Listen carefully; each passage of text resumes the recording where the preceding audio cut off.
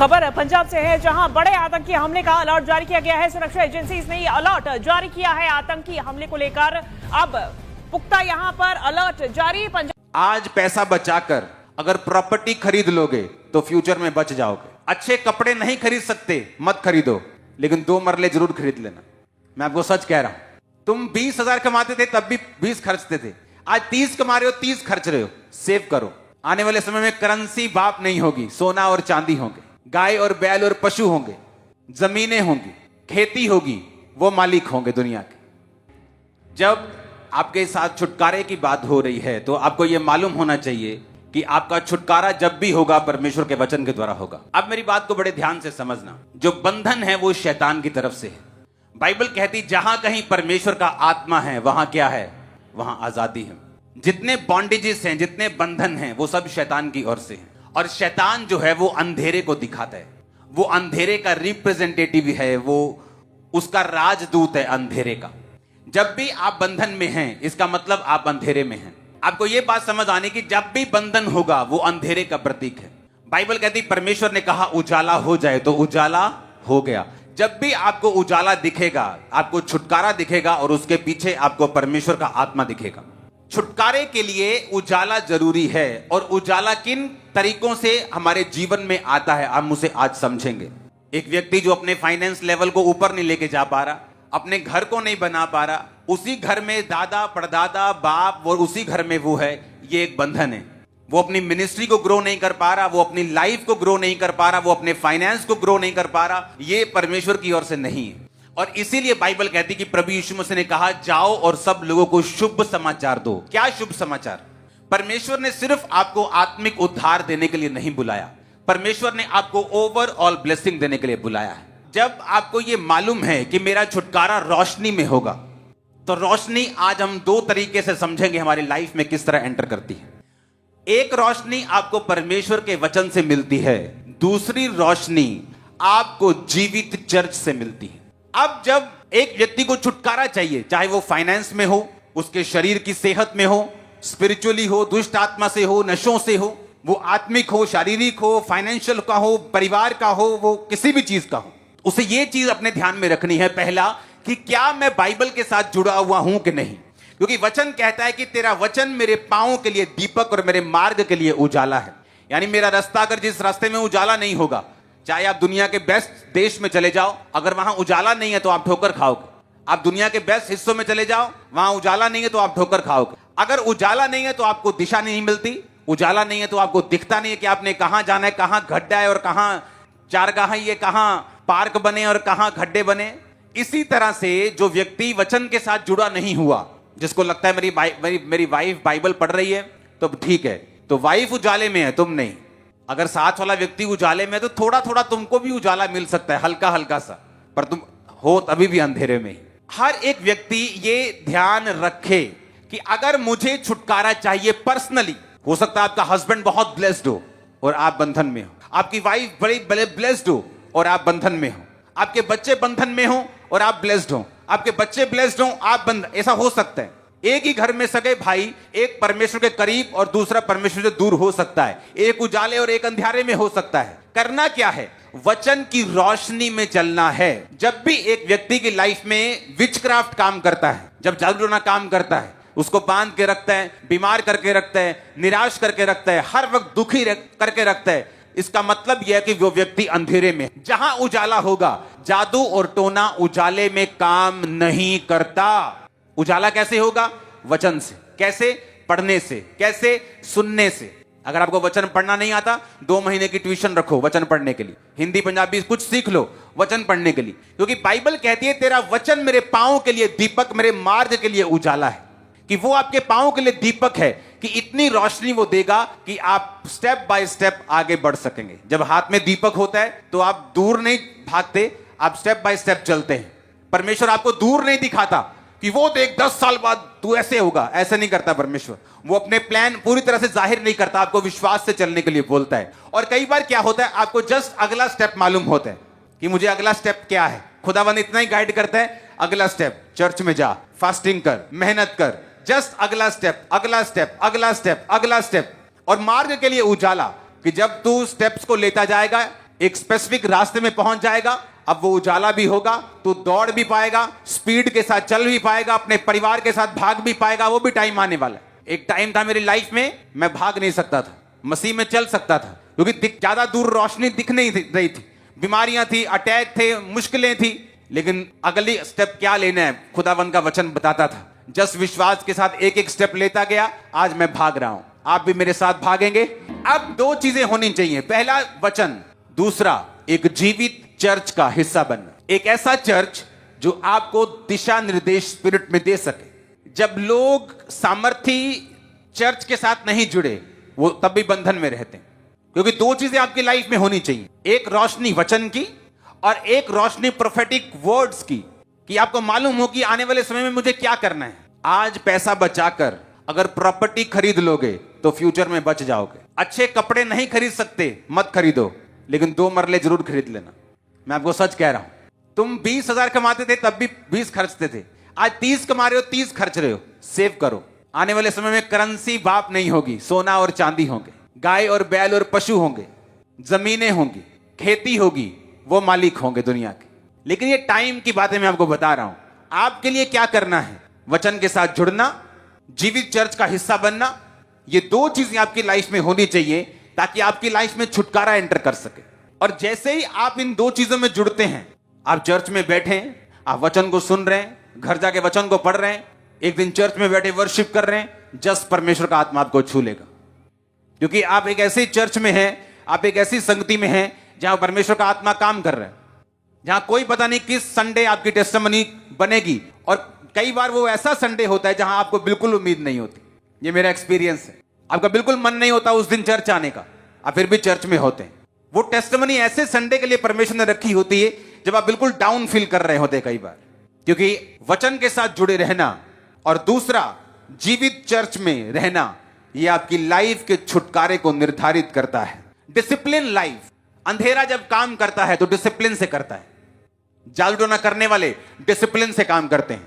2 बजे टूना करना है रात को तो 2 बजे ही करते हैं, 1:45 नहीं करते, 2:15 नहीं करते, टाइम पर उठते हैं, डिसिप्लिन से काम करते हैं। इतने मुर्गे चाहिए तो इतने ही चाहिए, डिसिप्लिन। अंधेरे के दुनिया में डिसिप्लिन है, लेकिन जो हमारी दुनिया है उजाले की, क्रिश्चियन जो दुनिया है, उसमें डिसिप्लिन की कमी है। आज प्रार्थना नहीं हुई तो कोई बात नहीं, आज वचन कोई नहीं पढ़ा तो कोई बात नहीं, इस संडे थोड़ा टैक्सी में सवारियां मिल गई, चर्च नहीं गए, कोई बात नहीं। अंधेरे की दुनिया डिसिप्लिन में है, लेकिन जो उजाले की दुनिया है वो डिसिप्लिन में नहीं। और यह भी एक रीजन है छुटकारा ना पाने का। अंधेरे के लोग डिसिप्लिन में हैं, लेकिन जो उजाले के लोग हैं वो डिसिप्लिन में नहीं। प्रार्थना करते वक्त फेवरेट टीवी सीरियल आ गया तो टीवी ऑन है, लेकिन जो अंधेरे की दुनिया है, अगर वो कह दे कि मुझे अन्न नहीं खाना इतने दिन तो नहीं खाना। लेकिन जो उजाले की दुनिया है वो कहती सुबह मैं फास्ट रखूंगा, और मम्मी की आवाज आती पोत मटर पनीर बनाया आज, चलो कोई नहीं कालू रख लांगे फास्ट। आज मटर पनीर देके फास्ट कैंसिल। हमारी दुनिया में डिसिप्लिन नहीं, लेकिन जो अंधेरे की दुनिया है वो डिसिप्लिन में चल रही। कामयाबी इससे नहीं मिलेगी कि आप जीसस क्राइस्ट में हैं, कामयाबी इससे मिलेगी कि आपने बेनिफिट क्या उठाया, आपने वचन को कितना सीरियसली लिया है। जीसस क्राइस्ट में आकर प्रभु में आए, आपको एक अलमारी दे दी गई, अलमारी में 8 खाने हैं, 8 खानों में अलग अलग ब्लेसिंग्स हैं, चाबियां आपके हाथ में, अगर खोलेंगे नहीं तो आपको मिलेंगी नहीं। चाहे वो आपके पास है, आपके सामने है, पूरी अलमीरा, पूरी अलमारी आपके सामने, लेकिन तब भी आप खाली हैं, आपके हाथ खाली, आपका जीवन खाली। जब तक आप उस चाबी को, अगर सोना चाहिए तो सोने वाली, कैश चाहिए तो कैश वाली, चांदी चाहिए तो चांदी वाली, अगर जब तक स्पेसिफिक उस चाबी को, उस खाने को खोलेंगे नहीं, तब तक वो बरकत आपकी लाइफ में नहीं आएगी। आप क्रिश्चियन तो बन गए, मसीह में तो आ गए, प्रेयर कितनी है? 0। बाइबल रीडिंग कितनी है? 0। फास्टिंग कितनी है? कभी कभी भूख बहुत लगती है, शुगर है जी तो 12 बजे तक रखो, दवाई खाते हैं 2 बजे तक रखो। मैंने आपको थर्सडे तक बोला, हमारी फास्टिंग अभी भी कंटिन्यू थी और शायद फिर कंटिन्यू हो जाएगी। ये चीजें करनी आपको जरूरी है, क्योंकि अगर आप डिसिप्लिन में नहीं हैं तो ये बात याद रखो, वो अंधेरे के लोग जो जादू और टोने से आपको अंधेरे में लेके आना चाहते हैं वो डिसिप्लिन में हैं, लेकिन आप डिसिप्लिन में नहीं हैं। इजरायली राजा हारने लगा जब दूसरे अन्य जाति राजा ने अपना बड़ा बेटा कुर्बान कर दिया, तो इजरायली देखने लगे कि हम कैसे हार सकते हैं, कोई अपने देवता को कुर्बानी दे, हम कैसे हार सकते हैं, क्योंकि परमेश्वर नाराज था कि वो तो कुर्बानी की अहमियत को समझते हैं कि उसने अपना बेटा कुर्बान कर दिया और तुम लोगों से भेड़ें कुर्बान नहीं हुई, तुम लोगों से बैल कुर्बान नहीं हुए, तुम बलि लेके नहीं आए और दूसरे लोग बलि देते रहे, तुम मुंह से करते रहे। इसलिए बाइबल में जब भी लोग परमेश्वर से मेल मिलाप के लिए जाते थे तो शब्दों से नहीं कि परमेश्वर हमें माफ कर, बलि लेके जाते, भेड़ लेके जाते थे। होम बलि भेड़ के साथ, मेल बलि भेड़ के साथ, पाप बलि भेड़ के, कुछ देते थे हमेशा, ताकि जब आप देते हैं, बोते हैं, तो ये आपके कर्म को, आपकी प्रेयर को सच में उसको ठप्पा लगाता है कि मैं रियल हूं, मैं सच्चा हूं, मैं जेन्युइन हूं, जो मैं मांग रहा हूं उसके पीछे मेरी मंशा राइट है और मैं जेन्युइनली उसको मांग रहा हूं, मेरा पूरा विश्वास है। अब डिसिप्लिन की कमी है। अंधेरे की दुनिया से अगर बाहर आना है, विचक्राफ्ट से, जादू से, टोनों से, अंधेरे से, बॉन्डेज से, तो एक बात आपको और ध्यान में देनी है, घर में एक समय रखना है। ये बाइबल में चीजें नहीं लिखी, इसलिए मैंने कहा कि जब आप जीवित चर्च में होते हैं तो वो परमेश्वर का आत्मा जो बाइबल में है आपको ऐसी चीजें अपने लोगों के जरिए बताता है जिससे आप उन बंधनों से बाहर आ सकें। और जब आप एक बार बाहर आ गए, सदा बंधनों से बाहर रहेंगे यीशु के नाम। आपको करना क्या है, एक समय ऐसा रखना है अपनी लाइफ में रोज, जब आप परमेश्वर के सामने अकेले प्रार्थना करने के लिए जाएं। मत्ती में लिखा है कि जब तू प्रार्थना करे तो द्वार बंद कर दे, कुंडी लगा और अपने पिता से गुप्त में प्रार्थना कर। एक प्रार्थना प्रेरितों के काम में परमेश्वर का वचन हमें सिखाता है कि जब हम प्रार्थना करें तो बैठ कर करें। बैठ के मतलब सब मिल बैठकर, वो घुटनों पे भी हो सकती, चेयर पे भी हो सकती, उसका कोई मैटर नहीं, लेट के हो सकती है, खड़े होके हो सकती है। एक समय ऐसा आपकी लाइफ में होना चाहिए जहां आप अपने परिवार के साथ बैठे हैं। आपकी एक पारिवारिक बाइबल होनी चाहिए, जो पर्सनल नहीं, परिवार की बाइबल। ये मेरी फैमिली बाइबल, ये सब फैमिली मेंबर्स, एक बाइबल आपकी फैमिली के लिए होनी चाहिए और साइज में थोड़ी बड़ी होनी चाहिए। उस बाइबल के पीछे आपको अपने छुटकारे के लिए पॉइंट्स लिखने हैं कि आपको फाइनेंस का छुटकारा चाहिए। कहां कहां वचन कहता है कि परमेश्वर तुझे फाइनेंशियली बरकत देगा, नीति वचन 3 में वो कहता है। हां, हर जगह को ढूंढ के वहां लिख लेना। और जब आप बाइबल पढ़ेंगे और जब आप प्रार्थना करने के लिए परिवार के साथ बैठेंगे, आप उन पीछे पन्नों को खोलेंगे। आप 15 मिनट वर्शिप करें, 15 मिनट आप प्रेयर करें, 15 मिनट फिर लिखित प्रेयर करें और पूरा परिवार उन लिखित वचनों से, कि बाइबल के वचनों से, कि वचन में लिखा है कि जब तू अपने खेत खत्तों से पहली उपज को खुदावंद को देगा तो वो तेरे खत्तों को भरा पूरा। ऐसे सारे वचन जो बाइबल में हैं, आप बोल बोलकर उन वचनों को पढ़ेंगे और आपका परिवार जो है वो आपके साथ पढ़ेगा।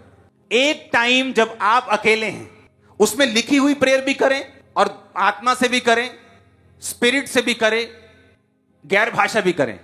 एक टाइम रखें परिवार के साथ। आपके बच्चे वो बच्चे नहीं हैं, वो खरबों अरबों रुपया है आपका, वो आपकी प्रॉपर्टी है। सुनो, उनको सिखाओ कैसे खुदा काम करता है। आपको मालूम है खुदा कैसे, बच्चों को थोड़ी मालूम है। जब आप परिवार के साथ प्रेयर करेंगे कि आपको फाइनेंस का बंधन है, आप वचन पढ़ेंगे, प्रार्थना करेंगे, टाइथ बोना शुरू करेंगे, प्रेयर के बाद भेंटों को बोना शुरू करेंगे, आपके बच्चे देखेंगे अच्छा भेंट बोनी है, टाइथ बोना है, प्रेयर करनी है। जब आपको बंधनों से बाहर निकलता हुआ देखेंगे, साथ साथ उनको मालूम होगा कि जिस खुदा को मैं मानता हूं वो मेरा सच्चा है और छुड़ाता है। उनका फेथ बनेगा, पाप से दूर रहेंगे, गलत चीजों से, नशों से दूर रहेंगे और इस तरह से आप उनकी लाइफ को बिल्ड भी करेंगे। और दूसरा, आप अपने परिवार में बैठकर, वो पर्सनल परिवार होना चाहिए, जस्ट आप, आपके बच्चे, आपकी वाइफ, हद आपके माँ बाप, बस ये परिवार। ताया ताई नहीं, चाचा चाची नहीं, वो अलग अपने रूम में प्रेयर करें। मेरी ये सलाह है। अगर इकट्ठा कर रहे हैं तो उसमें कोई बुरी बात नहीं, आप कर सकते हैं, प्रॉब्लम कोई नहीं। लेकिन एक पर्सनल परिवार की प्रेयर जो सिर्फ माँ को, बाप को, बच्चों को मालूम है। आप बैठते हैं बच्चों के सामने, वचन को लिखते हैं कि कहां वचन में लिखा है, यहोवा मेरा चरवाहा है, मुझे कमी नहीं होगी। यहोवा के खोजियों किसी भली वस्तु की कमी नहीं होगी। आप उन वचनों को क्लेम करके प्रार्थना करते हैं रोज अपने बच्चों के सामने। आपके बच्चे भी कर रहे हैं, आप भी कर रहे हैं, वाइफ भी कर रही। होगा क्या, वो चीजें आपकी लाइफ में जब पूरी होनी शुरू होंगी, आपका पूरा परिवार फेथ से भरा हुआ होगा। जो बाइबल के पीछे आपने वचन लिखे हुए होंगे, एक एक वचन आपके जीवन में पूरा हुआ होगा और आपको मालूम होगा कि ये हमने प्रेयर की थी, देखो बच्चा प्रेयर पूरी हो रही। पेंसिल के साथ लिखना, उस पेन के साथ नहीं।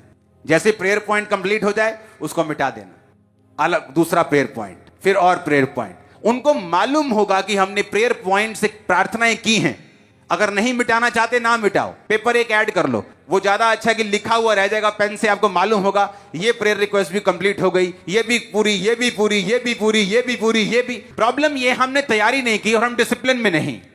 हमें लगता है बच्चों को प्रार्थना करवाने की जरूरत नहीं, हमें लगता है कि माँ बाप को प्रार्थना में बुजुर्ग को बैठाने की जरूरत नहीं, हमें लगता है हमें अकेले प्रेयर करने की जरूरत नहीं। हम कर चुके हैं परिवार में। पारिवारिक और अकेले दोनों प्रार्थनाएं आपकी जिंदगी में होनी चाहिए अगर आपको कंप्लीट छुटकारा पाना है। उसके बाद भी अगर आप ये चीजों को फॉलो नहीं करते तो अपने बॉन्डेज में रहने का कारण, अपने बंधन में रहने का कारण फिर आप खुद हैं। फिर आप परमेश्वर को कंप्लेंट मत कीजिएगा कि परमेश्वर मेरी जिंदगी में काम क्यों नहीं हुआ, क्योंकि परमेश्वर अपने वचनों से आपको बताता आया। ये वचन सच हैं। आपको कैसे मालूम होता है? आपने जो प्रोफेटिक वर्ड्स देखा, आपने उसे पूरा होते हुए देखा। वो मैंने किसी बंद कमरे में नहीं बोले, अलग अलग मीटिंग में, प्लेटफॉर्म्स पे, लाइव मीटिंग्स में, रिकॉर्डेड मीटिंग्स में बोले, लोगों के सामने बोले। इमेजिन यूके, इंग्लैंड, जहां पर दुनिया जहां ड्रीम डेस्टिनेशन है दुनिया की। गोरों को बोल रहे हैं भाई साहब 2 आलू या 2 टमाटर 3 आलू, इससे ज्यादा नहीं मिलेंगे। वो 2 आलू लेके जा रहा है, घर में कोई गेस्ट आ गया तो क्या करेंगे। और कौन से देश, कोई अफ्रीकन देशों की बात नहीं हो रही, लीडिंग देश जिनका 1 रुपया आपके 100 रुपए के बराबर, जिनका 1 पाउंड आपके 100 रुपए के बराबर। ये रीजन होगा कि परमेश्वर इन चीजों से उनको अपनी ओर खींचेगा। आप देखते हैं यूएसए में पाप होने के बावजूद भी वो देश ब्लेस क्यों है? क्योंकि अभी भी 90% जो दुनिया का इवेंजलिज्म का पैसा है वो यूएसए पे करता है। आज भी वो वहां के बिजनेसमैन जो हैं उनके कमाने का मकसद इवेंजलिज्म है, चर्चिस के साथ जुड़े हुए हैं आज भी। अब अमेरिका में चल जाओ, आपको साफ स्पिरिट, बोने की स्पिरिट आपको दिखती है हर बंदे में, और ये असर उनकी कंट्री में भी दिखता है। वहां कुछ चीजें ऐसी होंगी जो दुनिया से अलग होगी, फ्यूचर में भी, जो उनके साथ नहीं होगी। हालेलुया। हर एक चीज परमेश्वर के साथ, उसके किंगडम के साथ जुड़ी हुई है। आपको यह बात बड़े ध्यान से समझनी है। अगर आपको छुटकारा लेना है, वचन के साथ जुड़ना, जीवित चर्च के साथ रहना, अकेले प्रार्थना करना, परिवार के साथ लिखकर प्रार्थना करना और डिसिप्लिन में रहना। जो अंधेरे के लोग डिसिप्लिन में हैं, आप देखेंगे डे बाय डे आप छुटकारे की राह पे चल पड़े। और जब आपको क्राइस्ट में छुटकारा मिलता है, वो 7 पुश्तों से भी बड़ा होता है, वो जनरेशंस तक चलता है। वो छुटकारा सिर्फ आपका नहीं हो रहा, आपकी आने वाली जनरेशंस का हो रहा है। हजारों जनरेशंस का छुटकारा हो रहा है। आप उनके लिए ऐसा धन छोड़ के जा रहे हो जो सदा जनरेशंस तक चलता रहेगा, कभी कीड़ा कभी काय नहीं लगेगी उनको। आमीन। में लिखा है, क्योंकि न हम जगत में कुछ लाए हैं और न कुछ ले जा सकते। हालेलुया। ये बात बिल्कुल सत्य है कि ना हम जगत में कुछ लाए हैं और ना जगत में कुछ ले जा पाएंगे। हम खाली हाथ आए थे और खाली हाथ जाएंगे। लेकिन ये जो खाली हाथ जाना है, ये संसारिक बातों को दिखाता है। लेकिन जब हम आत्मिक रूप से देखते हैं तो हम प्रभु का नाम लेके चलते हैं। ये एक बड़ी कमाई है जिसे हर कोई नहीं समझ सकता। वही समझ सकता है जिसने परमेश्वर के अनुग्रह को चखा, जिसने परमेश्वर के प्रेम को पाया, जिसने ताउम्र या जीवन भर इधर उधर भटका, लेकिन अंत में जब परमेश्वर के पास आया तो परमेश्वर ने उसे शांति। कि हम जगत में ना कुछ लेकर आए हैं, ना हम कुछ लेकर जा सकते, पर संतोष के साथ भक्ति बड़ी कम है। हालेलुया। जब हम संतोष के साथ भक्ति करते तो हम एक बड़ी कमाई स्वर्गीय स्थानों में लेके जाने का। हालेलुया। एक और चीज हम देखते हैं, इब्रानियों अध्याय 13 का 5 पद हम पढ़ेंगे। इब्रानियों अध्याय 13 उसका 5 पद हम पढ़ेंगे। हालेलुया। तुम्हारा स्वभाव लोभ रहित हो और जो तुम्हारे पास है उसी पर संतोष करो। हमारे पास जो भी है हमें उसे संतोष के साथ ग्रहण करना चाहिए। क्योंकि हमारे स्वभाव को लोभ रहित होना चाहिए। जब हम परमेश्वर के लोग हैं तो हमारा स्वभाव लोभ रहित हो, मतलब हम लोभ के पीछे ना भागे, लालच के पीछे ना भागे, लेकिन जो परमेश्वर ने हमारे लिए ठहराया है उसमें हम संतोष करें। क्योंकि परमेश्वर का वचन आगे बहुत अच्छे तरीके से एक्सप्लेन करता है। वो बताता लिखा है, क्योंकि उसने आप ही कहा है कि मैं तुझे कभी न छोड़ूंगा और कभी न छोड़ूंगा। हालेलुया। परमेश्वर ना हमें कभी छोड़ेगा, परमेश्वर ना हमें कभी त्यागेगा। इसलिए जो कुछ परमेश्वर ने हमें दिया है उसमें हमें संतोष रखना जरूरी है। यदि हम संतोष के साथ अपना जीवन को जीते हैं और उसके साथ हम परमेश्वर की भक्ति करते हैं तो वो हमारे लिए बड़ी कमाई ठहरती है। ये परमेश्वर का वचन है और परमेश्वर अपने वचन के अनुसार अपने कार्यों को पूरा भी करता है। लेकिन जब हम अपने जीवन में संतोष न रखते हुए और उसके अपोजिट ही अपने जीवन को जीते हैं, जिसको हम कहेंगे असंतोष का जीवन, जिसको हम कहेंगे कि जीवन भर जो है हम भागते रहे, धन के पीछे, दौलत के पीछे हम भागते रहे, अच्छे मान और सम्मान के लिए हम भागते रहे, अच्छे ओहदे के लिए, अच्छे फ्यूचर के लिए। लेकिन बाइबल हमें कुछ और ही बताती है, क्योंकि वो कहता है कि मैं तेरे साथ हूं, ना मैं तुझे कभी छोड़ूंगा और ना कभी तुझे त्यागूंगा। इसलिए जो मैंने वर्तमान में तेरे लिए ठहराया है उसमें तू क्या कर, संतोष कर, ताकि भविष्य में तू क्या करने पाएगा, बड़ी कमाई करेगा। हालेलुया। परमेश्वर का वचन यही कहता है कि संतोष के साथ भक्ति बड़ी कमाई। यदि आप वर्तमान में संतोष रख करके प्रभु के साथ अपने जीवन को जिएंगे तो भविष्य में आप अपने साथ बड़ी कमाई को भी प्रभु के द्वारा रख दे पाएंगे। और प्रभु आत्मिक के साथ इस जीवन में जितनी मूलभूत की चीजें हैं उनकी भी आशीष आपकी झोलियों में भर देगा। हालेलुया।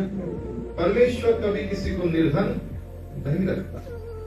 ये मेरा व्यक्तिगत अनुभव है। जब से मैं परमेश्वर के पास आया, परमेश्वर ने बहुत मुझे आशीष दी, आत्मिक रूप से भी दी है और सांसारिक रूप से भी परमेश्वर ने मुझे बहुत उन्नति दी। इसलिए मैं व्यक्तिगत अनुभव के साथ में आपके बीच में कहना पाऊं कि आप संतोष रखिए, परमेश्वर के साथ आप बैठिए, उसकी भक्ति कीजिए, आप भविष्य में एक बड़ी कमाई देखने पाएंगे। हालेलुया।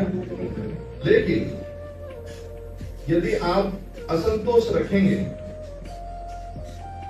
तो आपके जीवन में जो परमेश्वर ने कहा कि मैं बड़ी कमाई तेरे जीवन में दूंगा, बड़ी कमाई नहीं कर पाए। कुछ बात मैं आपको समझाने के लिए कहना चाहूंगा। एक व्यक्ति आपके जैसा या मेरा जैसा मान, बहुत अच्छा स्वभाव का, घर से सक्षम, घर से बहुत अच्छा, उसका घर भी अच्छा, गाड़ी, नौकर चाकर सब। एक बार उसके मन में एक ख्याल आया कि मैं कुछ आत्मिक लाभ कमाऊं या मैं कुछ पुण्य कमाऊं। उसके मन में विचार आया कि मैं 2 संतों को अपने घर पे बुलाऊंगा और आदर सम्मान के साथ उन्हें भोज कराऊंगा और उन्हें फिर विदा करूंगा। वो निकला और संतों के बीच में उसने अपनी गाड़ी रखी। उसने 2 संतों को आमंत्रण दिया और कहा कि आज आप मेरे साथ घर चलिए, मैं आपका आज आदर सत्कार करना चाहता हूं। बड़े प्यार से उसने उन दोनों संतों को निमंत्रण दिया और दोनों संत जो थे वो बहुत टाइम से बैठे हुए थे कि कोई जजमान आए और हमें क्या करे, लेके चले। दोनों संत बड़े ही खुश थे कि आज एक अच्छा व्यक्ति कार में आया है, कपड़े अच्छे पहन रखे हैं और वेल एंड गुड है, बहुत अच्छा दिख रहा है, आज हमें बहुत कुछ अच्छा मिलेगा। और जो जजमान लेकर गया था उसने दोनों संतों का आदर सत्कार बहुत ही मान सम्मान से किया।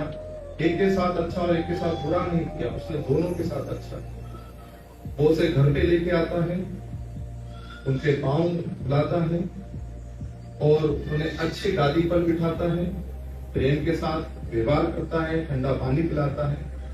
फिर बात आती है भोज की, तो वो उन्हें भोज पर अपनी मेज पर बिठाता जहां वो बैठता है। और नौकर चाकर को वो नहीं कहता कि वो उसे खाना खिलाए, वो खुद अपने हाथों से क्या करता है, खाना खिलाता है, खुद अपने हाथों से वो सेवा करता है। दोनों ही संत बड़े खुश, बहुत आशीर्वाद, बहुत आशीष उसे दे रहे हैं और मन ही मन उसको कह रहे कि आप कितना भला व्यक्ति, कितना अच्छा व्यक्ति। जब सब भोज सब कंप्लीट हो जाता है, 10-15 मिनट वो बैठ के बात करते हैं, फिर समय आता है कि वो उसे विदा करे, वो उसे विदा करता है और दोनों को जो है मात्र 11-11 रुपए देता है। कितने? कितना देता है? 11-11। दो संत में से एक संत खुश था और एक संत खुश नहीं हुआ। वो वापस अपने निवास स्थान पे छोड़ता है। तीसरा संत जो है दोनों के चेहरे को देखता है, बोले आज क्या हुआ है? हमेशा दोनों एक जैसे रहते, आज एक का मुंह उदास है और एक का मुंह खुश है। वो पूछता है पहले खुश रहने वाले व्यक्ति से क्या बोलता है, जजमान बहुत अच्छा था, उसने बहुत अच्छा किया, सत्कार किया, भोजन खिलाया, आदर दिया, मान सम्मान किया, आपकी मेज पर बिठाया, उसने खुद भरोसा छोड़कर गया और 11 रुपए भी दिया। यार यहाँ तो हम भूखे प्यासे हैं और 1 रुपया नहीं था, हमको कुछ भी नहीं था, लेकिन आज प्रभु की दया से 11 रुपए भी मिला और भोजन भी मिला। दूसरा व्यक्ति बोलता है भैया सब कुछ अच्छा था, आदमी बढ़िया था, सब कुछ अच्छा था, मैं सोचा 100 रुपए या 101 रुपए तो मिलेंगे, सारा 90 रुपए का नुकसान हो गया।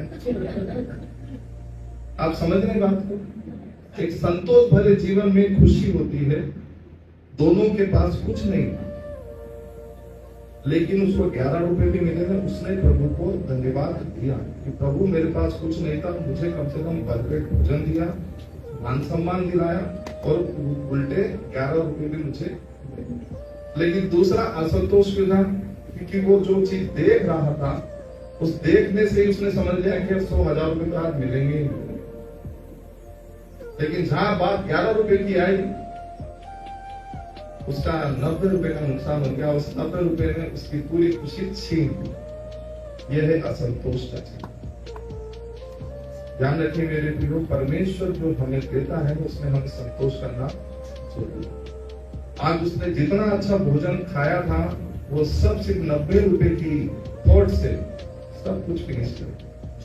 हमें देखना है हमारा जीवन कहाँ है, इतना अच्छा हम सोचते हैं और कितना अच्छा हम अपने प्रभु के साथ जीवन को जीते। इसलिए वर्तमान में जीने की कोशिश करो। भविष्य तो परमेश्वर के हाथों में सौंप दो। उसने स्वयं कहा है, क्योंकि मैं तुझे कभी न छोड़ूंगा, मैं कभी तुझे देखूंगा। पहला तिमुथियुस 6:8। यदि हमारे पास खाने और पहनने को हो तो इन्हीं पर संतोष करना। यदि हमारे पास खाने को और पहनने को हो तो इसी में संतोष करना चाहिए। एक बड़ा वचन परमेश्वर आ, जो कुछ परमेश्वर ने हमें खाने को दिया और पहनने को दिया, उसी में हमें संतोष रहना चाहिए, उसी में हमें संतोष करना चाहिए। ज्यादा लालसाएं, ज्यादा अभिलाषाएं हमें परमेश्वर से दूर ले जाती। या ये मान के चलिए कि जो कुछ हमारे पास है उसका अस्तित्व या उसका महत्व हम नहीं समझ पाते जो परमेश्वर ने हमें दिया, और हमारी सोच कहीं और ही चली जाती। तो मेरे प्रियो, जब आप परमेश्वर के साथ अपने जीवन को दूर कर लेते हैं तो एक असंतोष का आत्मा आपके जीवन में आकर के आपके पूरे जीवन को खराब कर देगा। मैं बाइबल से बताऊंगा, आगे हम पढ़ेंगे परमेश्वर के ही वचन हम निकालेंगे। 6:9 पढ़ेंगे। पर जो धनी होना चाहते हैं वे ऐसी परीक्षा और फंदे और बहुत सी व्यर्थ और हानिकारक लालसाओं में फंसते हैं जो मनुष्यों को बिगाड़ देती हैं और विनाश के समुद्र में डुबा देती हैं। पर जो धनी होना चाहता है, मुझे नहीं लगता कि कोई ऐसा होगा जो कहता होगा कि मैं धनी नहीं होना चाहता। सभी धनी होना चाहते हैं। आज संसार जो है ना, धन की आवाज सुनता है, लेकिन एक विश्वासी परमेश्वर की आवाज सुनता है। इसलिए जो धनी होना चाहता है, जिनके मन में धन के लिए बहुत ज्यादा जगह है, आज उनके लिए परमेश्वर का वचन उन्हें सुधारने के लिए दिया जा रहा है। मैं हूं चाहे आप हो, परमेश्वर का पाक और पवित्र वचन देता है, पर जो धनी होना चाहता है वे ऐसी परीक्षा और फंदे में और बहुत सी व्यर्थ हानिकारक लालसाओं में फंसते हैं जो मनुष्य को बिगाड़ देते हैं। परमेश्वर तो सुधारना चाह रहा है और मनुष्य धन के लोभ में बिगड़ना चाहता है। लिखा है परमेश्वर के वचन में, तुम्हारा स्वभाव लोभ रहित हो, ताकि जो कुछ परमेश्वर ने तुम्हें दिया उसमें तुम संतोष करो।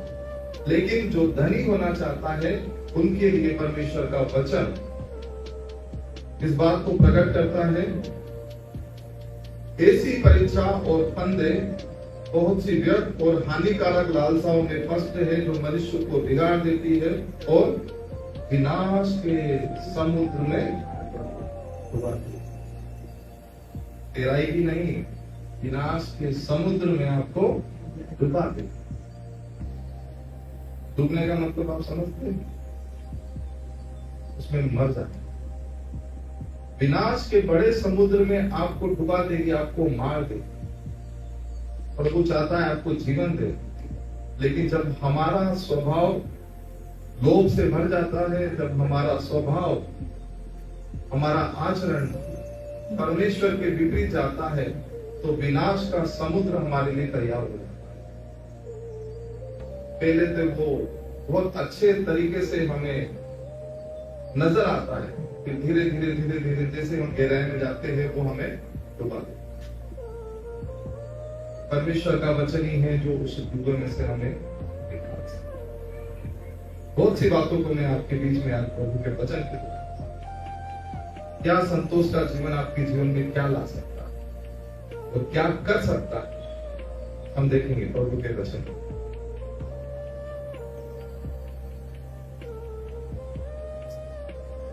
हम निकालेंगे दानियल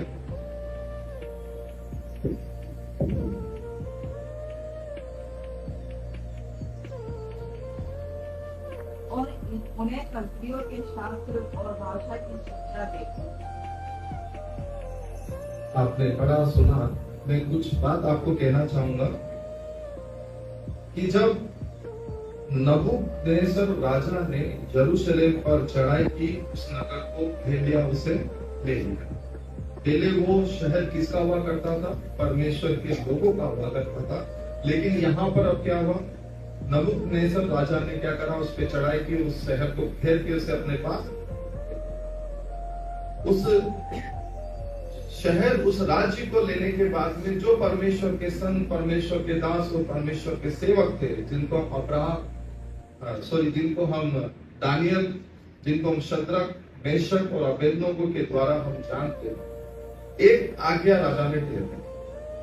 और आज्ञा क्या थी कि मेरे राज मंदिर में हाजिर होने के लिए ऐसे प्रवीण लोगों को ढूंढो कि वो राज मंदिर में रह सके, जिसमें से एक नाम दानियल। और परमेश्वर ने क्या आज्ञा दी? हम आगे पढ़ेंगे इसको, हम 7 नंबर पढ़ेंगे। फौजों के प्रधान ने उनके दूसरे नाम रखे, अर्थात दानियल का नाम उसने बेलशस्सर, दयान का शद्रक, मिशाएल के मेशक और अजर्याह का नाम अबेदनगो रखा। परमेश्वर ने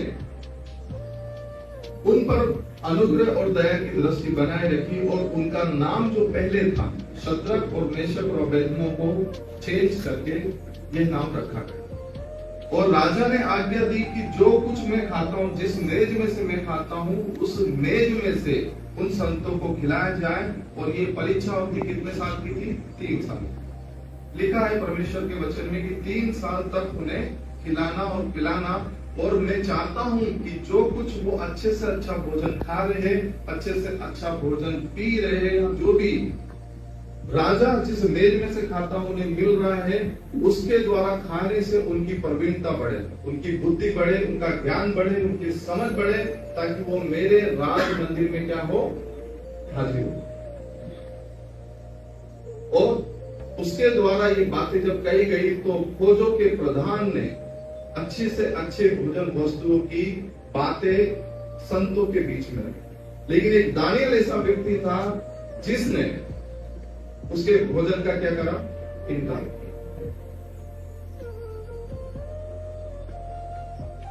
हम पढ़ेंगे 8 नंबर।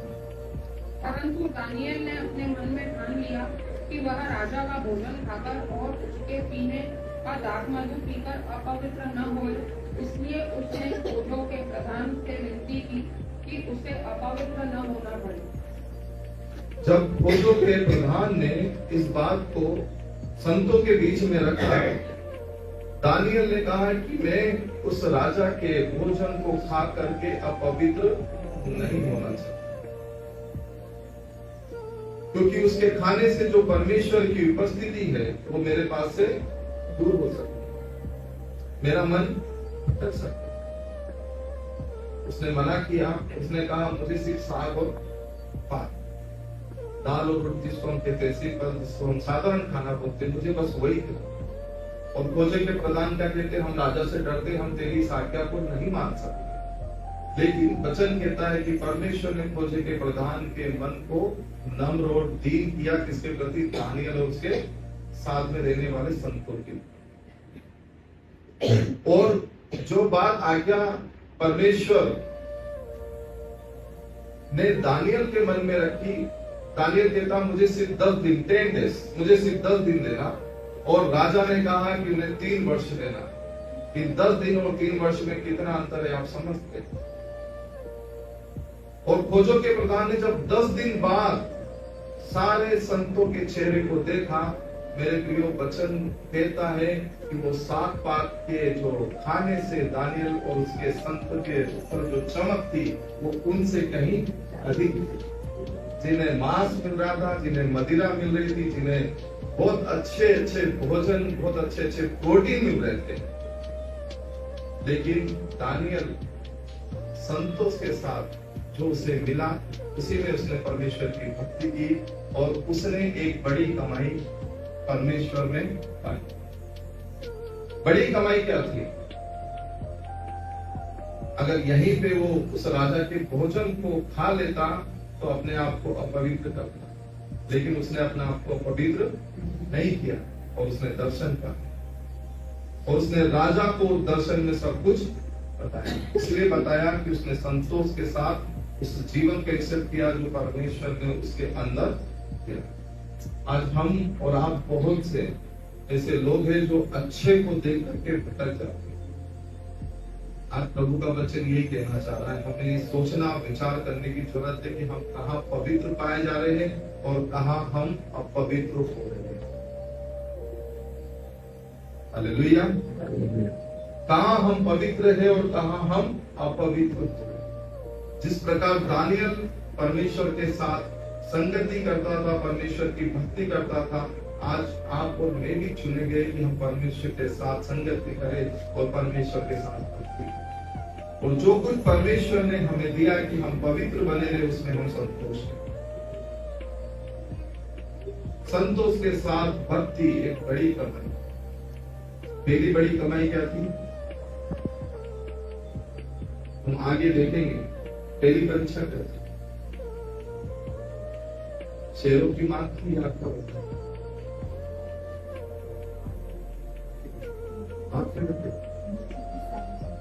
बुद्धि के सामने तुमने इनकार कर ही दिया। इनकार करने से ही उनके जीवन में परीक्षा। यही पहली परीक्षा थी कि वो भोजन को देख के फिसले नहीं, राजपाट को देख करके उन्होंने अपने मन को परिवर्तित नहीं किया। आज हम क्या सोचते हैं, अरे तो परमेश्वर के द्वारा दिया है, जो कुछ अच्छा हमें दिखता है, अरे तो परमेश्वर के द्वारा दिया गया। मैं बहुत से सेवकों के बारे में नहीं जानता, संतों के बारे में नहीं जानता जो परमेश्वर का वचन सुनाते, लेकिन शायद ऐसा थॉट यदि अगर कोई लेके जाता है कि मुझे बहुत मान सम्मान वहां मिलेगा, मेरे लिए बढ़िया 5 स्टार होटल बुक करेंगे, 3 स्टार कमरा, एसी वाला, मेरे लिए गाड़ी आएगी, मेरे लिए